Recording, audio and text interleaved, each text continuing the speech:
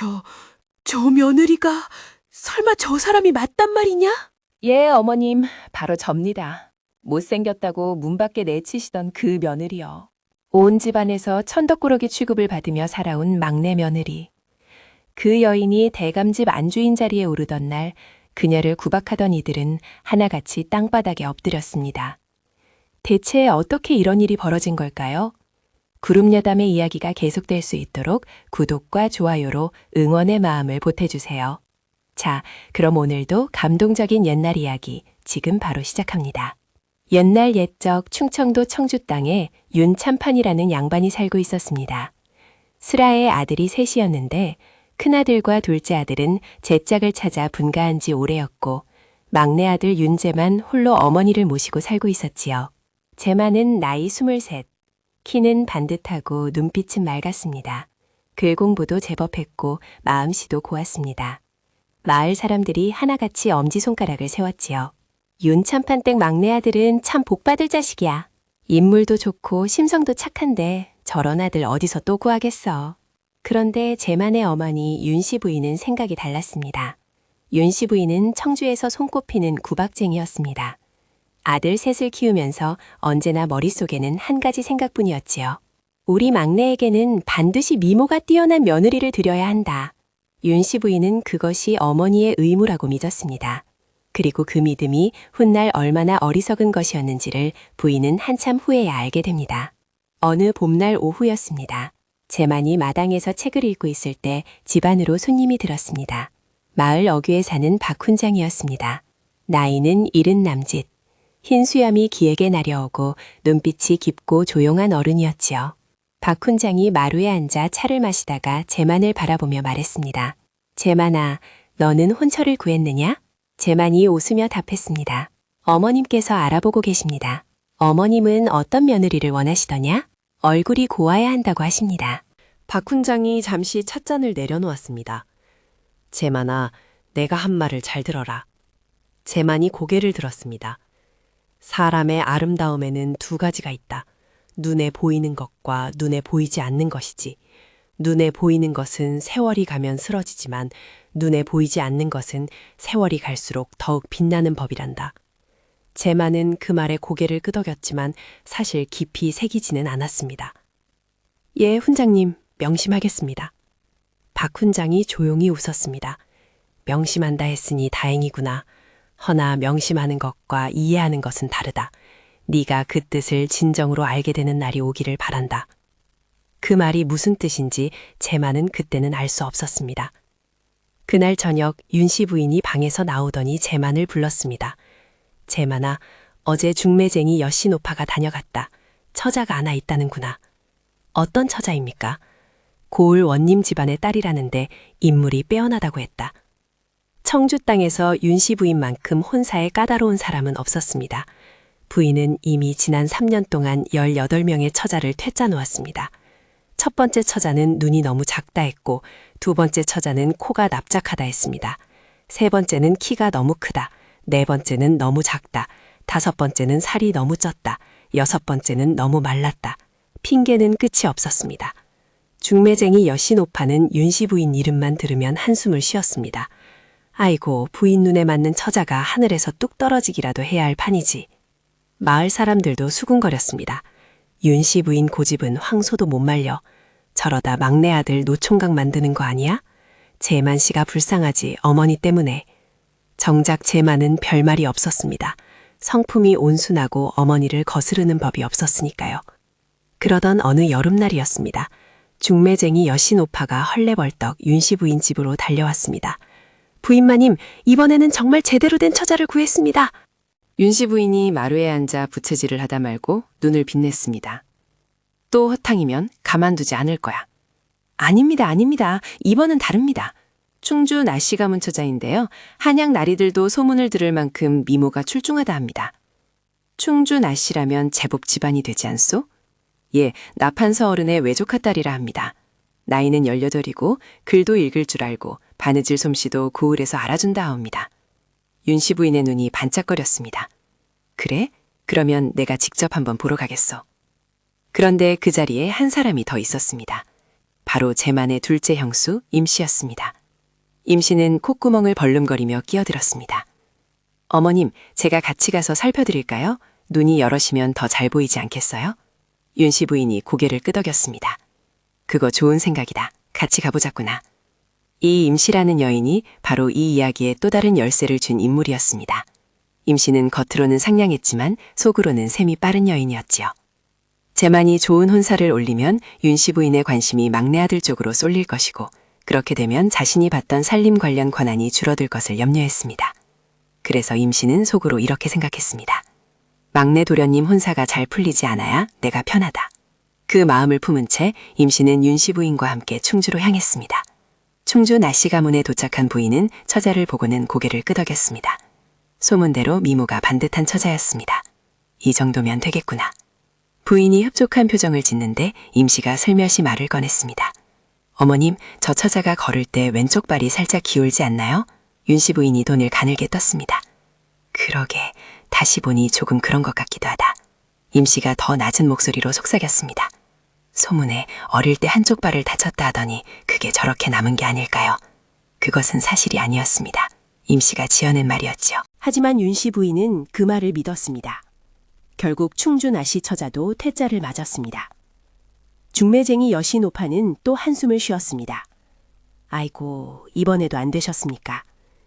집으로 돌아온 제만은 어머니의 표정을 보고 이번에도 안 됐음을 알았습니다. 어머님, 이번에도요? 발에 문제가 있다더구나. 제만은 더 묻지 않았습니다. 그저 조용히 방으로 들어갔습니다. 그날 밤 제만은 박 훈장이 했던 말을 떠올렸습니다.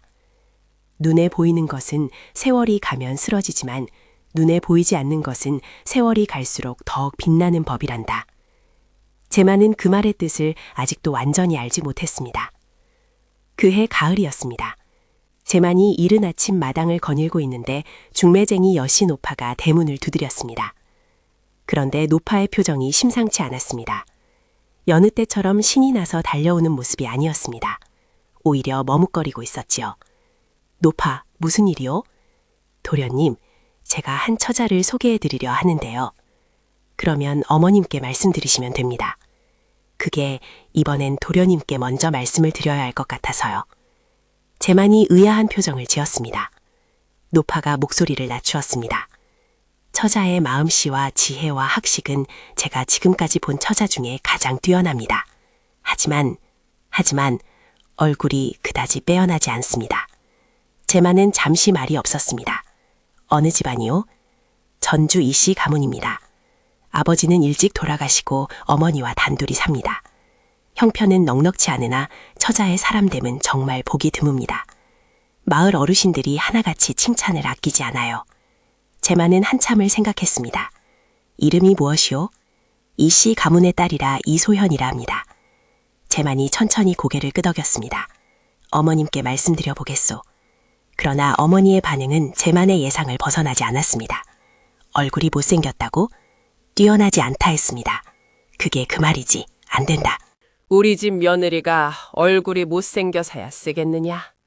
어머님, 마음씨가 좋다 하는데.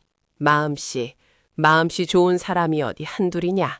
그리고 마음씨는 살아보면 알 수가 없어. 제만의 눈빛이 흔들렸습니다. 그때 마침 임씨가 지나가다 끼어들었습니다. 어머님 말씀이 맞습니다. 얼굴도 안 되는 처자를 들이면 동네 망신이지요. 그 말에 제만은 조용히 입술을 다물었습니다. 그날 저녁 제만은 박 훈장을 찾아갔습니다. 박 훈장은 연측에 앉아 달을 보고 있었습니다. 훈장님, 여쭤볼 것이 있습니다. 앉거라. 제만이 자리를 잡고 앉아 낮은 목소리로 말했습니다. 이번에 소연이라는 처자 이야기를 들었습니다. 마음씨와 학식이 뛰어나다라는데 어머님께서는 얼굴이 빼어나지 않다 하여 들을 생각을 하지 않으십니다. 네 생각은 어떠하냐? 제만이 잠시 망설였습니다. 저는 한번 만나보고 싶습니다. 박 훈장이 달을 바라보며 조용히 말했습니다. 제만아, 네가 어머님께 맞서는 것이 두렵느냐? 두렵다기보다는 어머님을 거스르고 싶지 않습니다. 그것이 효심이냐 아니면 용기가 없는 것이냐. 제만은 대답하지 못했습니다. 효심과 순종은 다른 것이다. 효심이란 부모님이 그르칠 때 바른 말을 드리는 것도 포함하느니라. 제만의 가슴이 두근거렸습니다. 그렇다면 훈장님께서는 제가 어머님을 설득해야 한다고 생각하십니까? 그것은 네가 결정할 일이다. 하지만 한 가지는 알아두어라. 사람을 눈으로만 보면 평생 눈 밖의 것은 보지 못하고 산다. 윤씨 부인이 잠깐 멈칫했습니다. 그때 마침 임씨가 다과를 들고 들어왔습니다.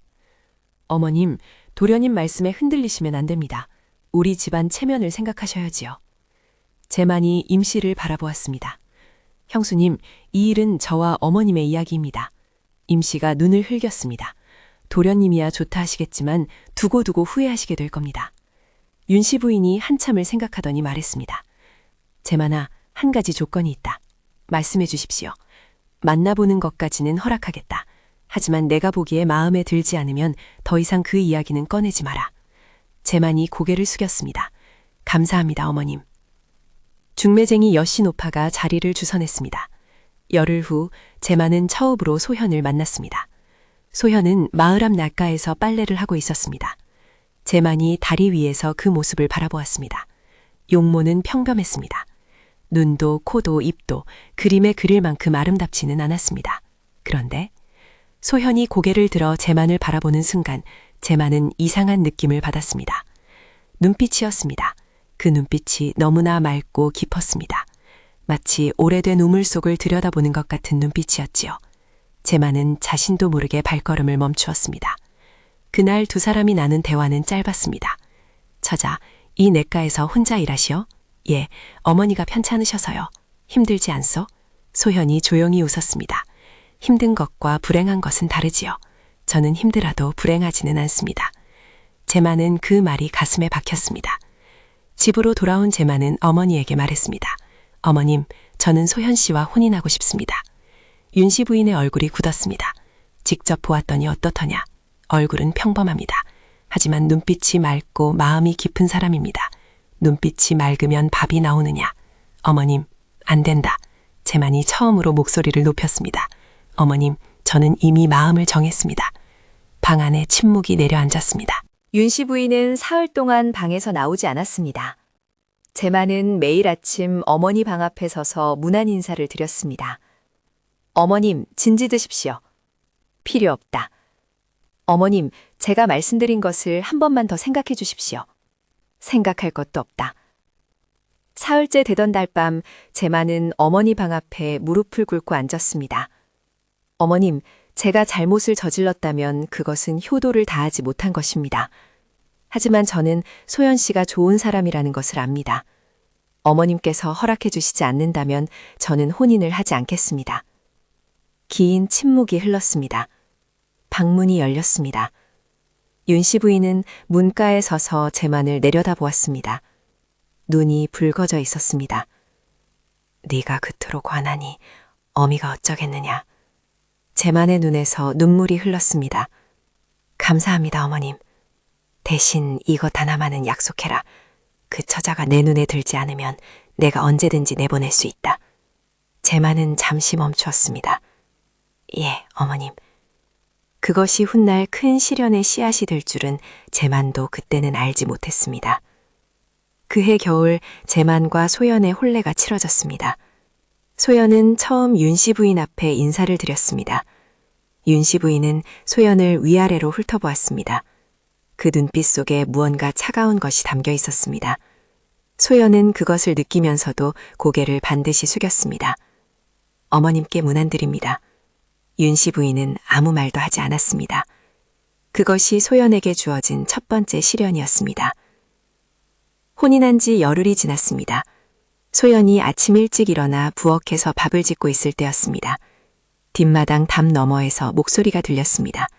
아가씨, 아가씨! 소연이 고개를 들었습니다. 담 너머로 할머니 한 분이 손을 흔들고 있었습니다. 마을에서 오래 사신 황할머니였습니다. 나이는 80이 다 되어 가는데 눈이 밝고 걸음이 빨랐습니다. 마을 사람들 모두에게 할머니라 불리며 존경받는 어른이었지요. 새아가씨지? 어제 이 집에서 행랑아범이 쫓겨나는 것을 봤는데 어찌된 일이야? 소연이 표정을 감추었습니다. 별일 아닙니다. 사실은 별일이 있었습니다. 전날 재만이 행랑아범에게 잘못이 있어 꾸짖었는데 임씨가 윤씨 부인에게 귓속말을 한 후 윤씨 부인이 그 행랑아범을 쫓아버렸습니다. 그 과정에서 소연이 잠깐 부인의 결정에 의문을 표했다가 부인의 차가운 눈초리를 받았지요. 황할머니가 소연의 표정을 읽었습니다. 들어가도 되겠어? 소연이 대문을 열었습니다. 황할머니가 부엌과 평상에 앉았습니다. 아가씨, 내가 이 동네에서 70년을 살았다. 윤씨 부인도 알고 임씨도 알고 이 집 사정도 다 안다. 힘들겠구나. 소연이 아무 말도 하지 않았습니다. 원망은 하지 마라. 소연이 조용히 고개를 들었습니다. 황할머니가 말을 이었습니다. 원망은 독과 같아서 자신의 마음을 먼저 썩게 한단다. 남을 미워하면 그 미움이 결국 자신에게 돌아오는 법이야. 소연이 잠시 눈을 내리깔았습니다. 어떻게 하면 됩니까? 버텨라. 버티되 굽히지 마라.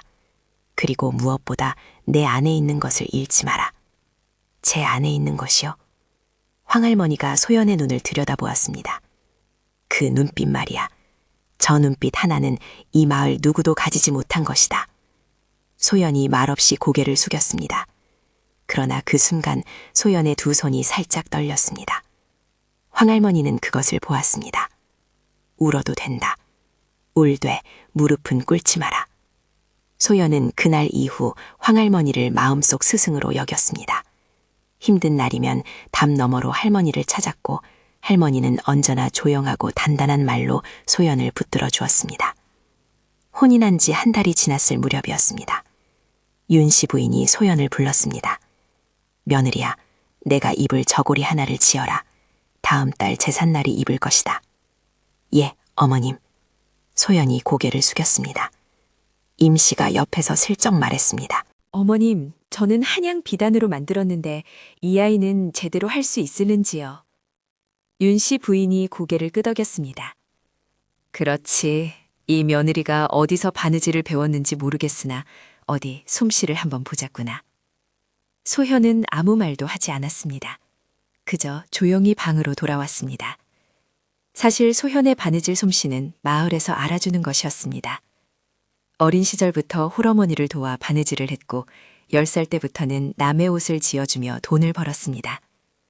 바늘을 놀리는 손길이 마치 제비가 나는 것처럼 가볍고 빠르다는 칭찬을 들었지요. 열흘 후 소현이 완성된 저고리를 들고 부인 앞에 나타났습니다. 윤씨 부인이 저고리를 펼쳤습니다. 그리고 멈추었습니다. 솔기 하나 삐뚤어진 데 없이 비단결이 물 흐르듯 맞아떨어졌습니다. 옷깃에 수놓은 매화가 어찌나 정교한지 진짜 꽃잎 같았습니다. 임씨가 눈을 가늘게 떴습니다. 어머님, 이런 솜씨는 어디서 배웠을까요? 설마 남의 옷을 지어주며 살았던 게 아닐까요? 그 말은 소현을 낮추려는 말이었습니다. 윤씨 부인이 저고리를 내려놓으며 말했습니다. 그래, 솜씨는 나쁘지 않구나. 칭찬인지 아닌지 알 수 없는 말이었습니다. 소현은 고개를 숙이며 물러났습니다. 봄이 왔습니다. 윤씨 부인의 친정 쪽 친척들이 청주를 방문했습니다. 한양에서 내려온 친척들이라 윤씨 부인이 신경을 쓰는 것이 역력했습니다. 며느리야, 오늘 손님 접대는 네가 맡아라. 예, 어머님. 소현이 고개를 숙였습니다. 임씨가 뒤에서 웃으며 속삭였습니다. 새아가씨, 한양 손님들은 눈이 높으시다고요. 잘하셔야 할 텐데. 소현은 그 말에 흔들리지 않았습니다. 이른 아침부터 부엌에 들어가 음식을 준비했습니다. 그런데 점심이 가까워졌을 때 임씨가 몰래 부엌에 들어가 장독대에서 간장을 바꿔치게 했습니다. 물을 섞어 간장을 맹물처럼 싱겁게 만들어 놓았지요. 손님들이 도착했습니다. 밥상이 차려졌습니다. 그런데 소현은 이미 음식칸을 다 맞춘 후였습니다. 장독대의 간장이 이상한 것을 눈치채고 자신이 따로 가져온 작은 간장병으로 간을 맞추어 두었습니다. 음식이 나왔습니다. 한양 손님들이 젓가락을 들었습니다. 이거 맛이 좋은데? 청주 땅 음식 솜씨가 이 정도였어? 아닌데, 이 집 새며느리가 만든 거라 하던데? 윤씨 부인의 표정이 복잡해졌습니다. 임씨는 속이 쓰렸습니다. 계획이 빗나갔으니까요. 여름이었습니다. 제만의 큰형 윤재욱이 한양에서 내려왔습니다. 재욱은 성균관 유생이었는데 학식이 높고 눈이 날카로운 사람이었습니다. 재욱이 사랑방에서 제만과 이야기를 나누다가 우연히 소연이 쓴 글씨가 적힌 종이를 발견했습니다. 살림을 기록한 장부였습니다. 재욱이 그것을 집어들었습니다. 이게 누가 쓴 거냐? 제 처가 쓴 것입니다. 재욱이 눈을 크게 떴습니다. 글씨가 예사롭지 않았습니다. 단정하고 힘이 있었으며 획 하나하나에 정성이 담겨 있었습니다. 웬만한 서당 훈장 못지않은 솜씨였지요. 제만아, 내 처가 글을 제법 쓰는구나. 예, 어릴 때부터 배웠다 하더군요. 재욱이 고개를 끄덕이더니 소현을 직접 불렀습니다.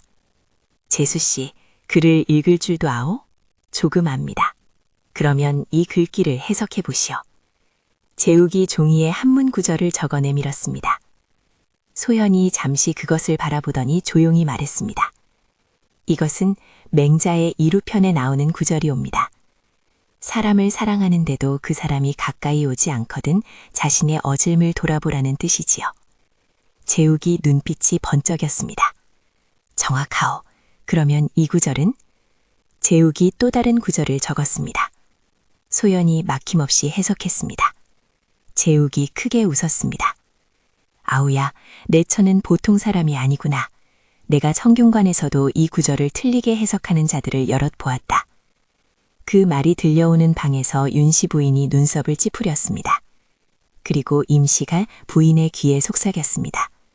어머님, 저런 여자가 살림을 맡으면 나중에 어머님 말씀을 듣지 않을 수도 있어요. 학식이 있는 여자는 제 고집이 세거든요. 윤씨 부인의 눈빛이 조금 어두워졌습니다. 가을이 되었습니다.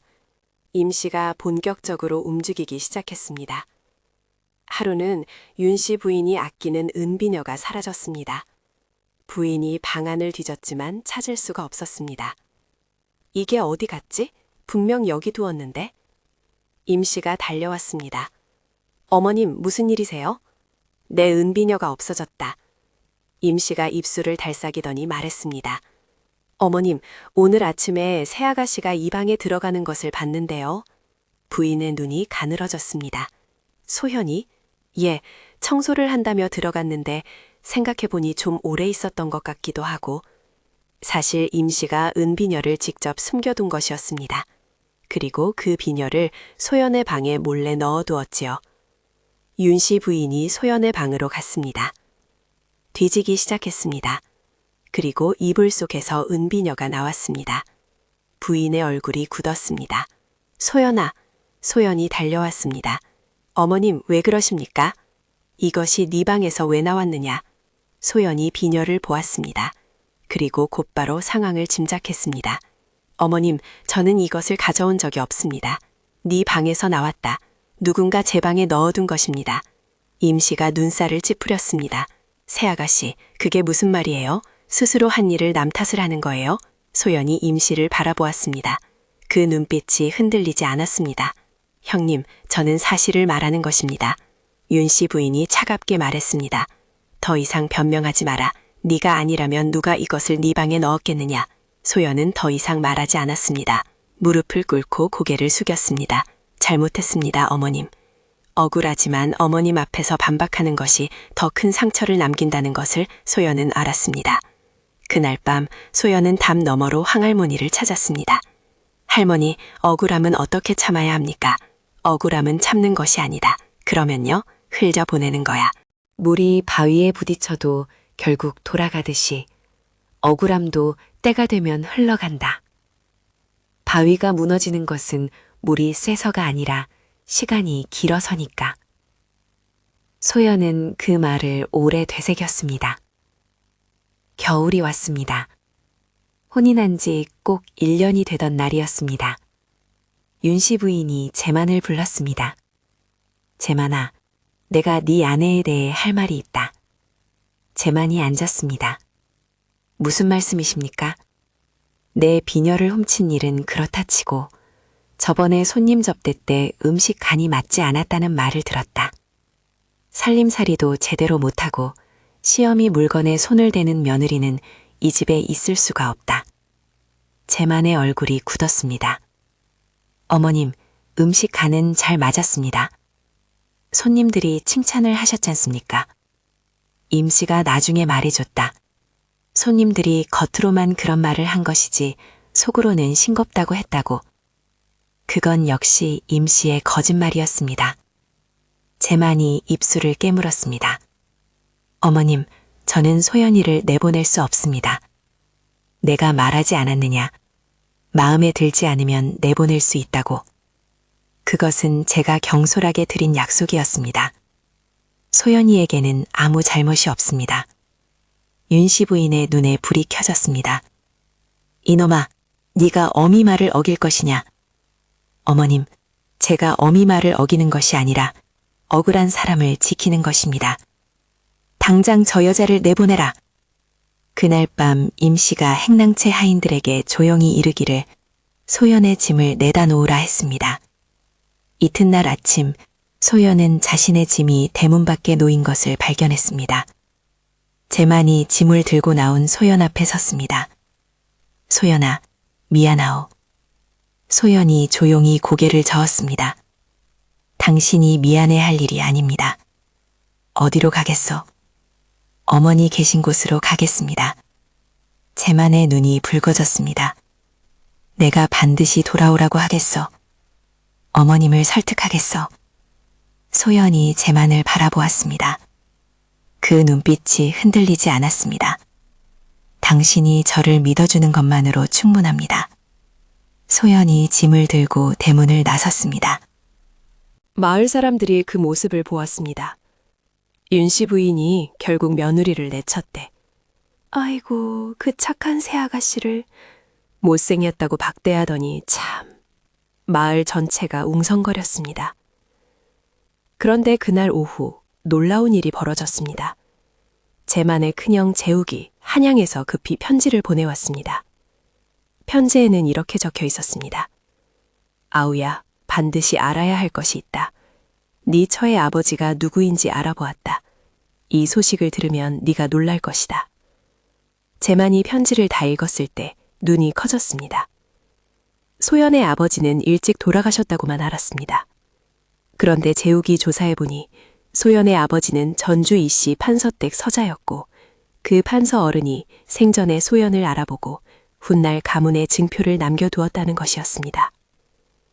제만은 즉시 소연을 찾아 나섰습니다.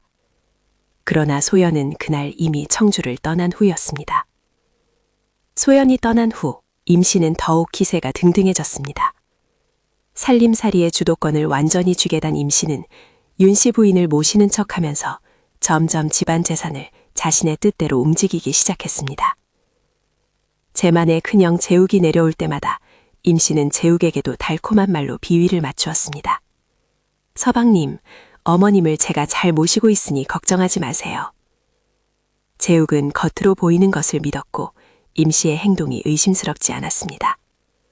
한편 제만은 소연을 찾아 헤맸습니다. 중주, 전주, 공주를 돌아다녔지만 소연의 흔적을 찾을 수 없었습니다. 소연이 떠난 지 6달이 지났을 무렵이었습니다. 윤씨 부인이 갑자기 몸져 누웠습니다. 처음에는 가벼운 감기인 줄 알았는데 보름이 지나도 낫지 않았습니다. 의원을 불렀습니다. 의원이 맥을 짚더니 심각한 표정을 지었습니다. 심기가 크게 흐트러져 있습니다. 마음의 병이 몸으로 나타난 것 같습니다. 제만이 어머니 옆에 앉아 손을 잡았습니다. 어머님, 무엇이 걱정이십니까?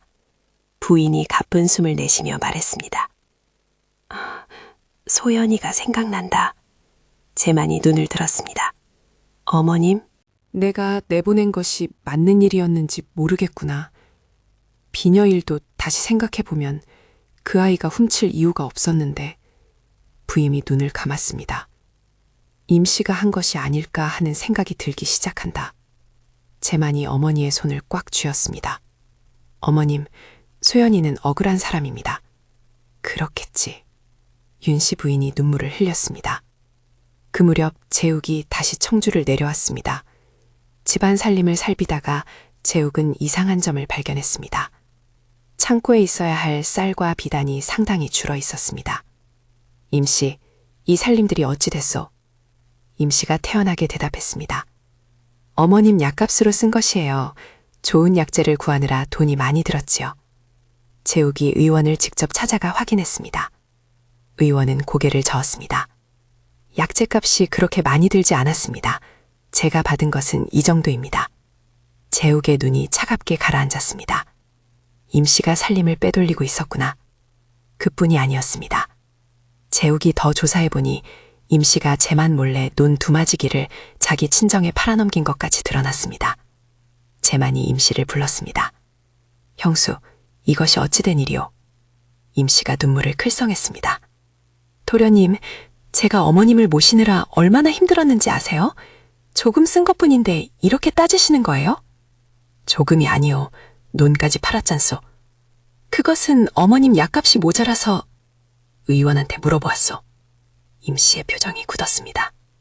재만이 말을 이었습니다. 그리고 형수, 한 가지 더 묻겠소. 소연이 비녀일 형수가 한 것이오. 임씨가 눈을 피했습니다. 무슨 말을 하는 거예요? 형수가 비녀를 소연이 방에 넣은 것이오. 임씨가 대답하지 않았습니다. 그 침묵이 곧 대답이었습니다. 재만은 주먹을 꽉 쥐었습니다. 형수가 그지질했어. 도련님, 그건 집안을 위해서. 집안을 위해서라고요? 재만의 목소리가 떨렸습니다. 형수가 한 것은 집안을 위한 것이 아니었소. 소연이를 내보내고 형수 자신이 이 집의 살림을 쥐려 한 것이오. 임씨가 입술을 깨매었습니다.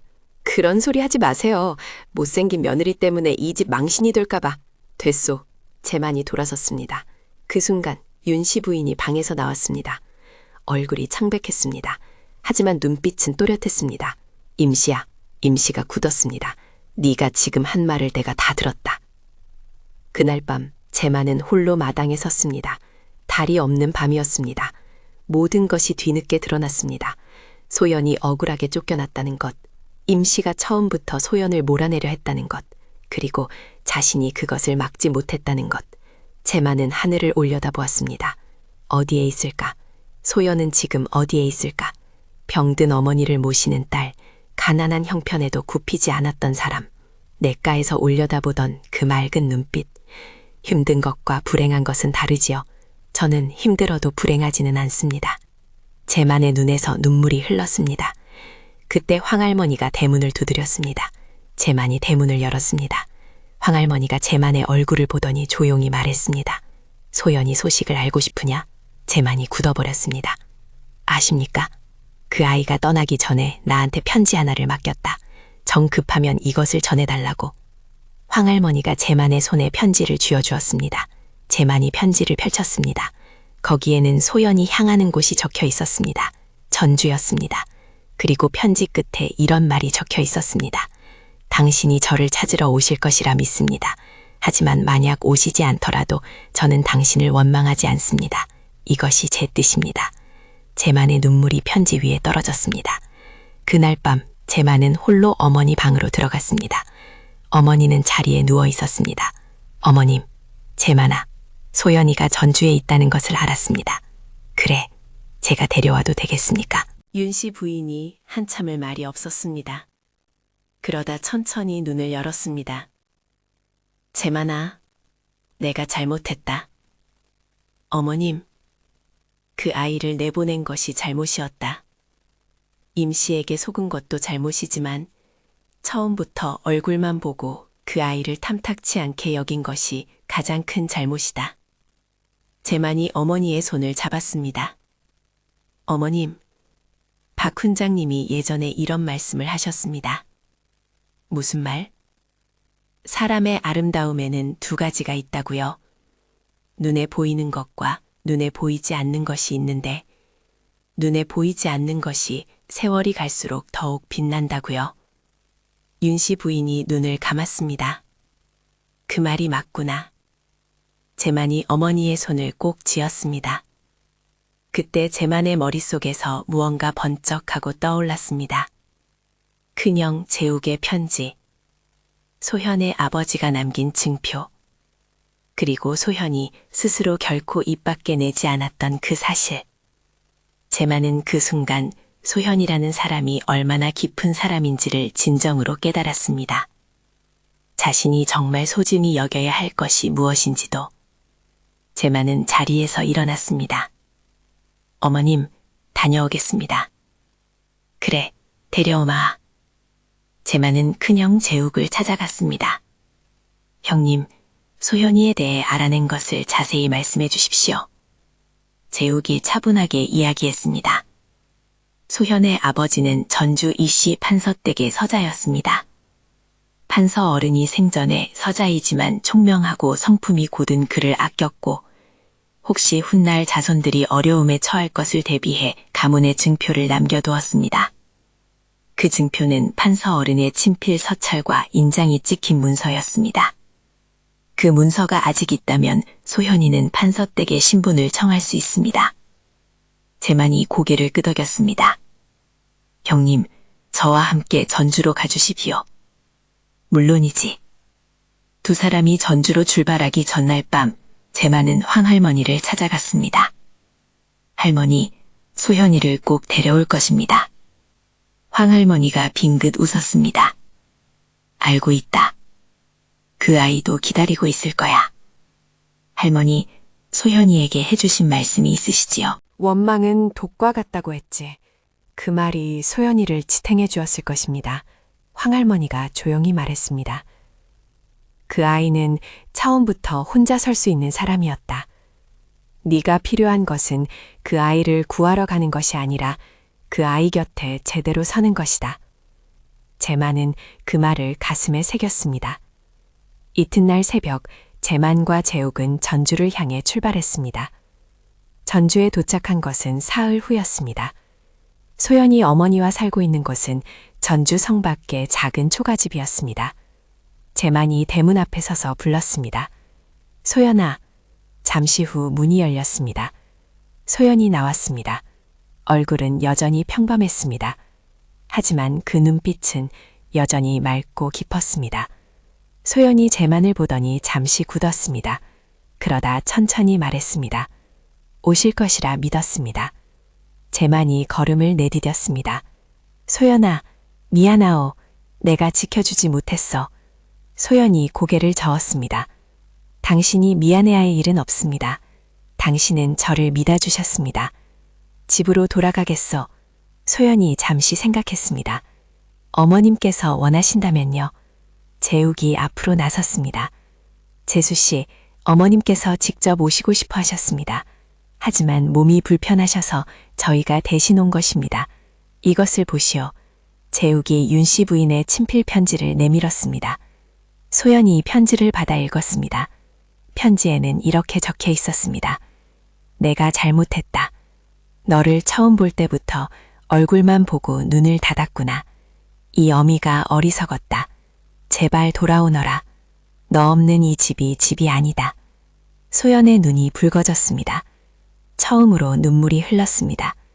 전주이씨 판서댁을 찾아간 것은 그 다음 날이었습니다. 재욱이 판사 어른의 손자 이진호를 만났습니다. 소연의 아버지가 남긴 문서를 확인하러 왔습니다. 이진호가 창고에서 낡은 상자를 꺼냈습니다. 상자 안에는 오래된 서찰과 문서가 있었습니다. 판사 어른의 친필과 인장이 선명했습니다. 이진호가 그것을 읽더니 고개를 끄덕였습니다. 선조 어른께서 이 아이의 아버지를 얼마나 아끼셨는지 이 문서에 분명히 나와 있습니다. 이 문서대로라면 서연 씨는 우리 가문의 혈통을 잇는 분입니다. 소연이 그 말에 눈을 크게 떴습니다. 저는 알고 있었어?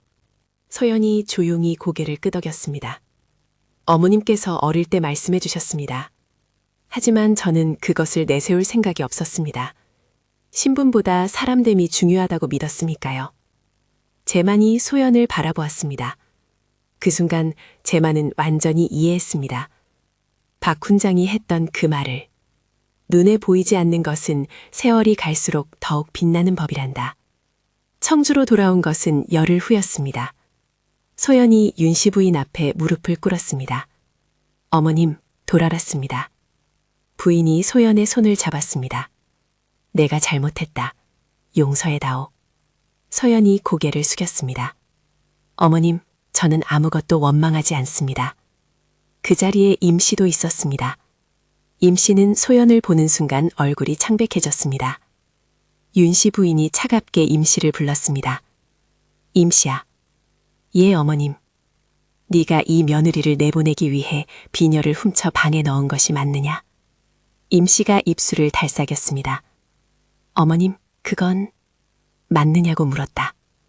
재욱이 차갑게 끼어들었습니다. 임씨, 내가 당신이 한 모든 일을 조사했어. 비녀일, 살림 빼돌린 일, 논을 팔아치운 일, 모두 증거가 있어. 임씨의 얼굴이 일그러졌습니다. 서방님, 제가 이 집을 위해서가 아니요. 당신 자신을 위해서였어. 임씨가 주저앉았습니다. 윤씨 부인이 엄숙하게 말했습니다. 임씨, 떼돌린 살림은 모두 돌려놓아라. 그리고 팔아넘긴 논값도 갚아야 한다. 어머님, 그 돈을 어떻게... 그것은 네가 생각할 일이다. 그리고 이 집에서 나가거라. 방 안에 침묵이 흘렀습니다. 임씨가 천천히 일어났습니다. 눈물이 흘렀지만 그것을 닦을 자격이 없었습니다. 마을 사람들이 그 모습을 보았습니다. 임씨가 쫓겨나는 거래. 아이고, 그동안 한 짓이 다 드러났나 보지. 착한 새아가씨를 내쫓으려 하더니 결국 자기가 쫓겨나는군. 며칠 후 전주 이씨 가문의 이진호가 청주를 방문했습니다. 공식적인 자리에서 소연의 신분이 확인되었습니다. 이진호가 윤씨 부인에게 말했습니다. 부인, 소연 씨는 우리 가문과 연을 맺은 분입니다. 앞으로 전주 이씨 가문에서도 소연 씨를 각별히 대접할 것입니다. 윤씨 부인이 소연을 바라보았습니다. 소연은 전과 다름없이 조용히 고개를 숙이고 있었습니다. 부인의 눈에 뜨거운 것이 올라왔습니다. 내가 그토록 탐탁치 않게 여겼던 이 아이가 이런 사람이었구나. 부인이 소연의 손을 잡았습니다. 며느리야, 내가 이 집 안주인 자리를 너에게 넘기겠다. 소연이 고개를 들었습니다. 어머님, 그것은 이미 마음을 정했다. 나는 네가 이 집을 지켜주기를 바란다. 재만이 소연의 젖에 섰습니다. 소연이 조용히 고개를 숙였습니다. 어머님의 뜻을 따르겠습니다. 세월이 흘렀습니다. 청주 윤씨댁은 예전보다 훨씬 넉넉하고 따뜻한 집이 되었습니다. 소연이 안주인이 된 후 집안의 공기가 달라졌습니다. 하인들이 함부로 쫓겨나지 않았고 소작인들이 억울하게 대우받지 않았습니다. 마을 사람들이 힘들 때면 이 집 대문을 두드렸고 소연은 언제나 조용히 그 문을 열어주었습니다. 마을 사람들은 소연을 안주인마님이라 불렀습니다. 그리고 그 말 속에는 진심 어린 존경이 담겨 있었습니다. 어느 봄날 오후, 황 할머니가 마당을 찾아왔습니다. 소연이 마당에서 꽃을 가꾸고 있었습니다. 황 할머니가 평상에 앉아 말했습니다. 어떠냐? 소연이 고개를 들어 웃었습니다. 그 눈빛이 처음 재만이 냇가에서 보았던 그 눈빛이었습니다. 맑고 깊었습니다. 다만 예전보다 훨씬 따뜻해져 있었습니다.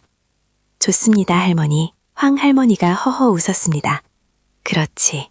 참으로 그렇지. 마당 한켠에 재만이 심어둔 매화나무 한 그루가 있었습니다. 하얀 꽃이 피어 있었습니다.